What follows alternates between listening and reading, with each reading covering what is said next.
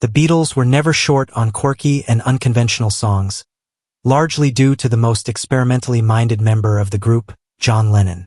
Although Lennon and Paul McCartney officially shared songwriting credit, most of the band's material was written independently by one or the other.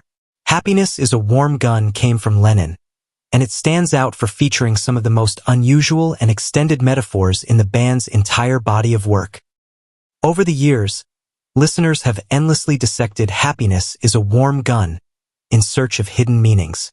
Whether those interpretations were accurate or not, they became deeply woven into the song's reputation, making it increasingly hard to tell truth from speculation.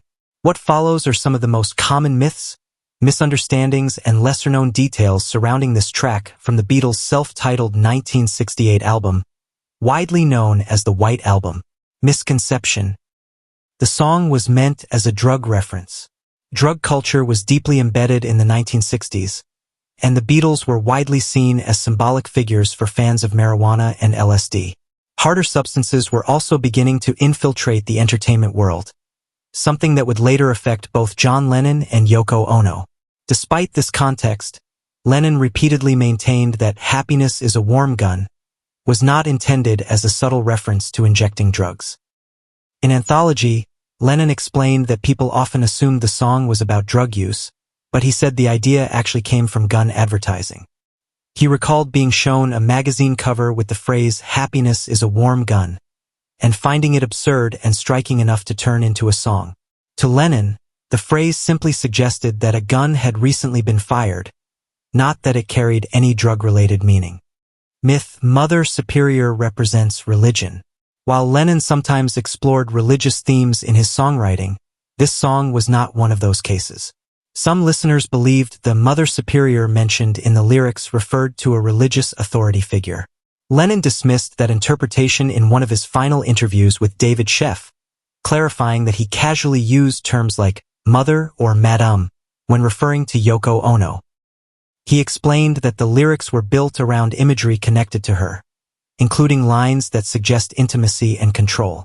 Lennon noted that this period marked the beginning of his relationship with Yoko, and his mindset at the time was heavily driven by sexual energy, with their connection extending well beyond the recording studio. Misinterpretation.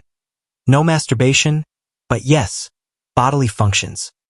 Several lines in Happiness is a Warm Gun originated from conversations Lennon had while under the influence of LSD with Apple Corps publicist Derek Taylor. Taylor once told Lennon about someone he knew who had a fetish involving moleskin gloves, which inspired the lyric about being familiar with the touch of a velvet hand. Taylor later added that part of the imagery also drew from his experiences living in Los Angeles.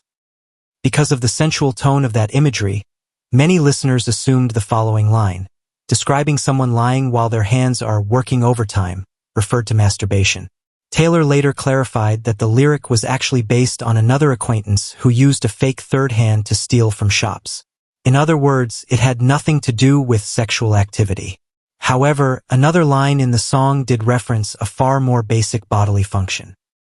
The lyric about consuming something and donating it to the National Trust was, according to Taylor, a crude metaphor for defecation. He explained that the idea stemmed from discussions about encountering human waste in public areas around Merseyside, often left behind in bushes or abandoned air raid shelters. Taylor said the concept of donating what had been eaten to the National Trust was a darkly comic way of describing defecating on publicly owned land. When Lennon assembled all these fragments, the result became a dense collage of surreal and overlapping images, a chaotic blend that perfectly suited the song's unsettling character.